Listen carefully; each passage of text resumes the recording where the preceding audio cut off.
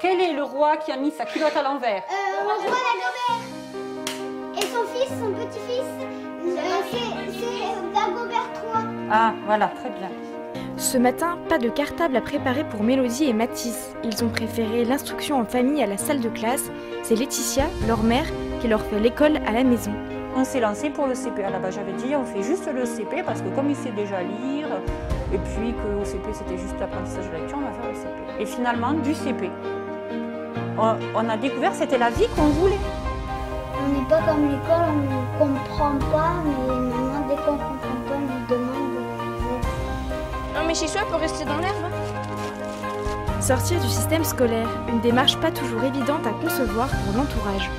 Les gens ont pris un peu de distance, ils se sont demandé pourquoi on faisait ça, ils m'ont beaucoup demandé mais pourquoi tu ne mets pas l'école, mais la sociabilisation, mais tu vas les mettre en retard, ils ne vont pas s'habituer au système, et quand ils vont être adultes, tu te rends compte, tous les codes adultes, ils ne vont jamais se soumettre à un patron. Et en fait, plus ils m'ont dit ça, et puis j'ai dit ouais, en fait, c'est trop bien ce qu'on fait. Parce que, oui, on fait des petits électrons libres, quelque part, bien sûr, mais moi, si le but de les mettre à l'école, c'est de dire ah ben tiens, on va les mettre à l'école comme ça, ils vont rentrer dans le moule, ben, je préfère être une tarte qui est sortie du moule, quoi. Mais oui, on fait toujours correct avec notre maman, on a toujours l'habitude. Hein. Oui. Et puis encore, tant qu'on se lasse pas, ça va. Non, on se laisse Ah bah, pas puis jamais. avec maman, ça n'y est pas. Il y en a qui passeraient jamais le cap, hein. Il y en a qui me demandent comment je fais pour vivre tous les jours avec mes enfants.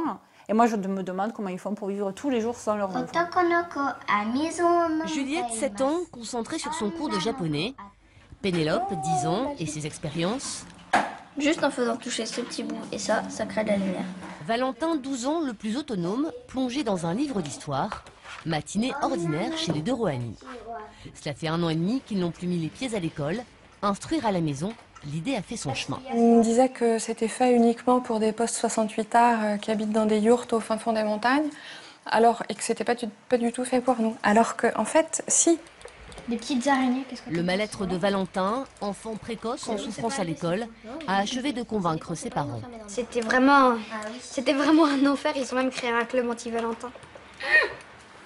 Désormais, plus de contraintes horaires, seule règle, 2 heures d'instruction par jour, plutôt le matin. Céline de Rohani, docteur en droit, travaille chez elle et décide des programmes en accord avec ses enfants.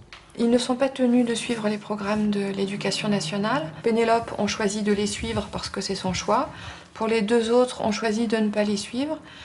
L'objectif, c'est simplement qu'ils sachent correctement s'exprimer en français, qu'ils connaissent une langue étrangère, qu'ils aient un bagage culturel en histoire, en sciences et puis en mathématiques.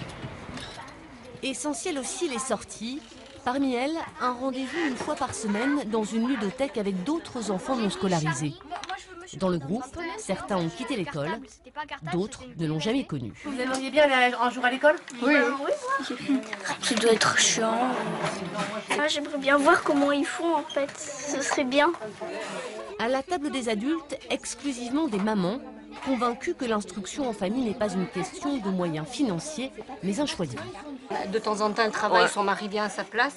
Voilà. Moi, avec mon mari, on s'alterne aussi sur nos horaires de travail, puisqu'on travaille tous les deux. Moi, je travaille de chez moi et voilà, c'est la bonne solution, oui. Travailler un plein temps plus faire ça, je pense que ce ne serait pas possible. Un choix qui les place en marge et fait peser sur leurs épaules de lourdes responsabilités. Ce qui est difficile avec l'école à la maison, c'est qu'on n'évalue pas leurs connaissances. Voilà, on ne sait pas ce qu'ils savent, on ne sait pas ce qu'ils apprennent, on ne sait pas ce qu'ils retiennent. On est un peu dans le flou.